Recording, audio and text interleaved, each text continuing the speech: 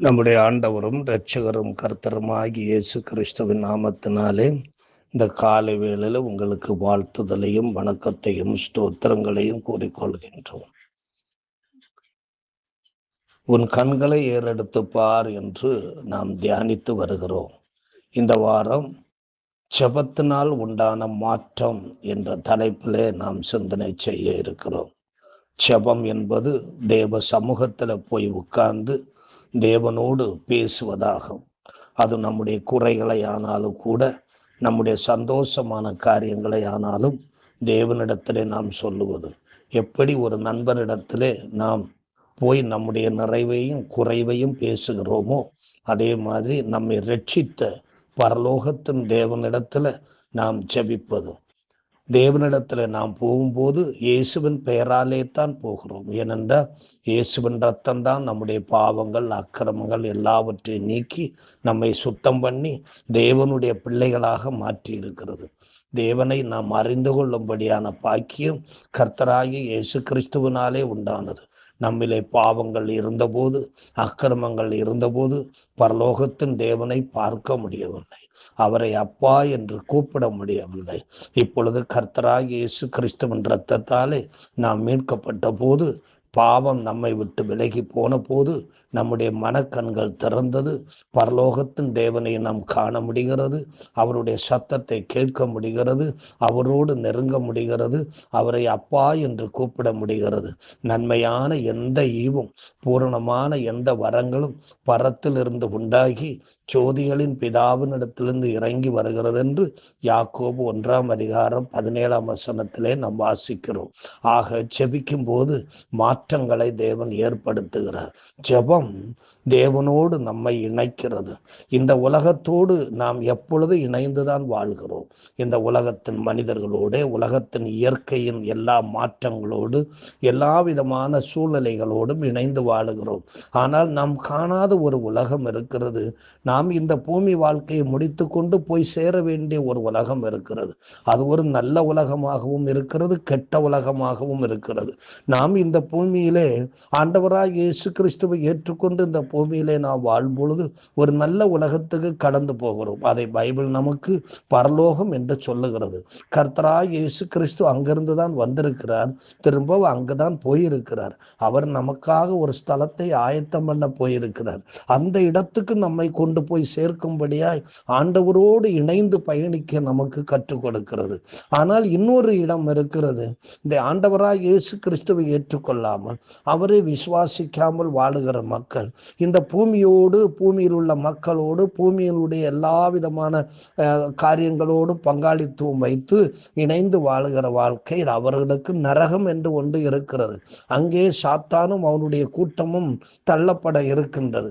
அந்தகார சங்கிலிகளினாலே கட்டப்பட்டு அவர்கள் அந்த நரகத்துக்கென்று வைக்கப்பட்டிருக்கிறார்கள். பிசாசுக்கும் அவனுடைய கூட்டத்தாருக்கும் உருவாக்கப்பட்ட அந்த நரகத்துக்கு நேராக தள்ளப்படுகிறார்கள்.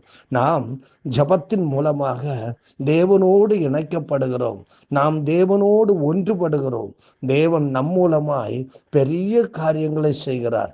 தேவனிடத்திலே பெரிய காரியங்களை எதிர்பார், தேவனுக்காக பெரிய காரியங்களை செய் என்று ஒரு பக்தன் சொல்லி இருக்கிறார். தேவன் நம் மூலமாய் பெரிய பெரிய காரியங்களை செய்வதற்கு நம் ஒவ்வொருவரையும் என் பாதத்திலே வந்து அமருங்கள் என்று சொல்லுகிறார். மரியாள் கர்த்தருடைய பாதத்திலே அமர்ந்திருந்து ஆண்டவரை நோக்கி பார்த்து நல்ல பங்கை தெரிந்து கொண்டது போல ஒவ்வொரு ரட்சிக்கப்பட்ட தேவ பிள்ளையும் கர்த்தருடைய பாதத்திலே அமர்ந்திருந்து நல்ல பங்கை தெரிந்து கொண்டு தேவன் நம் மூலமாய் இந்த பூமியிலே கிரியை செய்வதற்கு விரும்புகிறார். ஆகையினாலே மாற்றம் உண்டாக வேண்டும் என்று நாம் எதிர்பார்த்தால் ஜபத்தினாலே தேவ சமூகத்தை தேட வேண்டும். கர்த்தருடைய சமூகத்தை நித்தமும் நாடி தேடுகிற யாக்கோபு என்னும் சந்ததிகளாக இருக்க வேண்டும். இயேசு கிறிஸ்து ஜெபித்த போது இடி முழக்கம் உண்டாயிடுச்சு என்று யோவான் 12:27 32 வரையிலும் உள்ள பகுதியில் சொல்லப்பட்டிருக்கிறது. அதே மாதிரி அப்போஸ்தலர் நடபடிகள் 2 அவர்கள் ஜெபத்திலும் வேண்டுதலிலும் 10 நாட்களாய் தரித்திருந்த போது இடி முழக்கம் போன்ற ஒரு அனுபவம் பெந்தேகோஸ்தே நாளிலே உண்டாயிற்று உண்டாயிடுச்சு என்று சொல்லப்பட்டிருக்கிறது. அதே மாதிரி சீனாய் மலையிலே அவர்கள் எல்லோரும் தேவனை துதித்து பாடி மகிமைப்படுத்தி தேவனை ஸ்தோத்தரித்த பொழுது தேவன் பரலோகத்திலிருந்து இறங்கி வந்தார். அங்கே இடி முழக்கம் உண்டாயிடுச்சு என்று பார்க்கிறோம். இந்த இடி முழக்கங்கள் உண்டான இடத்திலெல்லாம் பார்க்கும் பொழுது தேவன் மனிதனோட பேசி இருக்கிறார். சீனாய் மலையிலே தேவன் பேசி அழகான வார்த்தைகளை கொடுத்திருக்கிறார். 10 கட்டளைகளை கொடுத்திருக்கிறார். என்னை அன்றி உனக்கு வேறு தேவர்கள் உண்டாயிருக்க வேண்டாம். தேவனுடைய நாமத்தை நீ வீணிலே வழங்காதிருப்பாயாக. ஓய்வு நாளை பரிசுத்தமாய் ஆசரிக்க நினைப்பாயாக. இச்சை கொள்ளாதிருப்பாயாக. இப்படி ஒவ்வொரு காரியங்களையும் ஆண்டவர் கட்டளையின் பிரமாணங்களாக எழுதி கொடுத்தார். இயேசு கிறிஸ்து ஜெபித்த போது பிதா இயேசு கிறிஸ்துவோட பேசி இயேசு கிறிஸ்து அடைய போகிற அந்த பாட மரணங்களில் எல்லாம் அவர் ஊக்கத்தோடும் தைரியத்தோடும் செய்யும்படியாக உற்சாகப்படுத்தப்பட்டார். அப்போஸ்தலர்களில அங்கே ஜெபித்த போது உண்டான இடி முழக்கத்தின் மித்தமாய் தேவனுடைய மகத்துவங்களை அந்நிய பாஷைகளிலே பேசி தேவனை மகிமைப்படுத்தினார்கள். ஏராளமான மக்கள் அங்கே கூடி வந்த பொழுது அவர்கள் புரியும் பாஷையிலே பேசி அவர்களை ரட்சிப்புக்கு நேராய் நடத்தினார்கள். அதே மாதிரி நாம் ஜெபிக்கும் போது நம்முடைய வாழ்க்கையிலும் கூட அதே மாதிரிப்பட்ட மாற்றங்கள் உண்டாகும். இடி முழக்கம் போன்ற தேவனுடைய வார்த்தைகள் நம்முடைய வாழ்க்கையில கடந்து வந்து நம்முடைய வாழ்க்கையில் இருக்கிற வேதனைகள், துன்பங்கள், கஷ்டங்கள் எல்லாவற்றையும் மாற்றும். தேவன் நம்மோடு பேசுகிறவர். அவருடைய பேச்சு சில வேளையில மென்மையாக காணப்படும், சில நேரங்களில் அது இடி முழக்கம் போன்று காணப்படும். இயேசு ஜெபித்த போது இடி முழக்கம் உண்டாயிடுச்சு என்று சொல்லப்பட்டிருக்கிறது. ஆபிரகாம் பலி செலுத்தி ஜெபித்த போது தரிசனங்கள் உண்டாச்சுன்னு ஆதியாகமம் 15ஆம் அதிகாரம் 7 - 21 வரை உள்ள வசனங்களிலே சொல்லப்பட்டிருக்கிறது.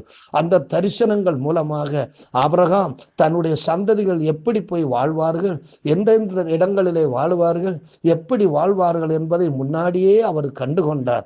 அவ்விதமான தரிசனங்கள் நம்முடைய வாழ்க்கையிலும் உண்டாக வேண்டுமென்றால் நீதியின் பலிகளை செலுத்தி தேவனிடத்திலே கடந்து வர வேண்டும் என்று சங்கீதம் 4:5 சொல்லப்பட்டிருக்கிறது. ஸ்தோத்திர பலிகளை செலுத்தி தேவனை மகிமைப்படுத்த வேண்டும் என்று சங்கீதம் 107:22 சொல்லுகிறது. துதி பலிகளை செலுத்தி கர்த்தருடைய நாமத்தை நாம் மகிமைப்படுத்த வேண்டும். நாம் அவர்களைப் போல காளையாகிய பலியை நாம் செலுத்த முடியாது. நாம் செலுத்த வேண்டிய பலிகள் 3 இருக்கிறது. நீதியின் பலிகள், ஸ்தோத்திர பலிகள், துதி பலிகள். நம்முடைய காணிக்கைகளை கொண்டு போய் கர்த்தருடைய சமூகத்தில் செலுத்தி தேவனை நாம் துதிக்கும் பொழுது, ஜெபிக்கும் போது கர்த்தர் நமக்கு தரிசனங்களை கொடுக்கிறார். நம்முடைய பிள்ளைகள் எப்படி இருப்பார்கள், நம்முடைய குடும்பங்கள் பின்னாட்களில் எப்படி இருக்கும், நாம் செய்கிறவைகளுக்குரிய பலன் பிற்காலங்களிலே எப்படி உண்டாகும், எப்படி இருக்கும் என்பவைகளை குறித்த எல்லா காரியங்களையும் தேவன் நமக்கு தரிசனமாக தருகிறார். அப்போஸ்தலனாகிய பவுல் தேவாலயத்தில் சென்று ஜெபித்த போது ஞான திருஷ்டி அடைந்தான் என்று அப்போஸ்தலர் 22ஆம் அதிகாரம் 17ஆம் வசனத்திலே சொல்லப்பட்டிருக்கிறது. ஞான திருஷ்டி என்று சொன்னால் பின்னால் நடக்க போகிற காரியங்களை முன்னாடியே அறிந்து கொள்ளும்படியான ஒரு பெரிய ஆண்டவரை ஒரு தரிசனத்தை போன்றதுதான், ஒரு பெரிய பாக்கியம் நமக்கு கிடைப்பதாகும். இந்த ஞான திருஷ்டி என்றால் தன்னிலை மறந்து தூரத்து காரியங்களை அறிதலாகும். ஆகையினால்தான் இந்த ஞான திருஷ்டி இந்த ஊழியக்காரங்களிடத்துல தேவன் வைத்திருக்கிறார். பவுலினிடத்தில் அதை வைத்திருந்தார். பேதுருவினிடத்தில் அந்த ஞான திருஷ்டியை வைத்திருந்தார். பழைய ஏற்பாட்டு பரிசுத்தவான்களுக்குள்ள இந்த ஞான திருஷ்டியை வைத்திருந்தார். ஆகையினால்தான் தேவனுடைய மக்கள் ஊழியக்காரங்களிடத்துல போய் ஜெபிப்பார்கள். அப்படி ஜெபிக்கும் பொழுது அவர்களுக்கென்று தேவன் வைத்திருக்கிற காரியங்களை குறித்து தேவன் அங்கு வெளிப்படுத்துகிறார். ஆகையினாலே ஜெபிக்கும் போது ஞான திருஷ்டி உண்டாகிறது. தேவனுடைய மகத்துவங்களையும் காண முடிகிறது. தேவனுடைய ரகசியங்களையும் அறிய முடிகிறது. தேவன் பிற்காலங்களில் என்ன செய்ய போகிறார் என்பதையும் அறிய முடிகிறது. ஆகையினாலே நாம் ஜெபிக்கிறவர்களாய் காணப்படுவோம். ஜெபம் நமக்கு பெரிய மாற்றத்தை கொண்டு வரும். ஜெபித்த போது உடைந்து போன கால்கள் எல்லாம், வளைந்து போன கால்கள் எல்லாம், முடங்கி போன கால்கள் எல்லாம் நேராக்கப்பட்டு எழும்பி நடந்து தேவனை துதிக்கும்படியாக வைக்கப்பட்டது என்று நாம் அப்போஸ்தலர் நடபடிகளில் வாசிக்கிறோம். ஜெபித்த போது செத்து போன மனுஷன், நாரி போன மனுஷன் உயிரோடு எழும்பி அவன் ஒரு தேவனுக்கு சாட்சியாய் நின்றான் என்று பார்க்கிறோம். நாமும் ஜெபிப்போம். நம்முடைய வாழ்க்கையில மாற்றங்கள் உண்டாகும். அது உடனடியான மாற்றமாய் இருந்தாலும் சரி, தூரத்தில் நடக்க வேண்டிய மாற்றமாக இருந்தாலும் எப்படிப்பட்ட மாற்றங்களையும் தேவன் பரலோகத்திலிருந்து நம்முடைய வாழ்க்கையில நடப்பிப்பதற்கு ஜெபத்தின் மூலமாய் தேவ சமூகத்தை நோக்கி கடந்து போவோம். கர்த்தர் நம்மை ஆசீர்வதிப்பார். அன்பு நிறைந்த ஆண்டவரே, இந்த காலை வேளையில உம்மை நன்றியோடு ஸ்தோத்திரிக்கிறோம். நாங்கள் ஜெபத்தினால் மாற்றங்களை காணும்படியாக கர்த்தர் எங்களுக்கு உதவி செய்யும்படியாக ஜெபிக்கிறோம். நீர் அப்படி செய்வதற்காய் ஸ்தோத்திரம். இன்றைக்கு உம்முடைய பிள்ளைகள் கர்த்தருடைய சமூகத்தில் கடந்து வந்து சத்தம் போட்டு உம்மை நோக்கி ஜெபித்து சாட்சிகளை சொல்ல கர்த்தர் ஆண்டவரை அனுக்கிரகம் புரிவீராக. அவர்களுடைய சத்தம் பரலோகத்தில் கேட்கப்பட்டு உம்முடைய சத்தம் வெளிப்படும்படியாக ஜெபிக்கிறோம். இயேசு கிறிஸ்துவின் மூலம் கேட்கிறோம் இரக்க நிறைந்த பரமபிதாவே, ஆம்.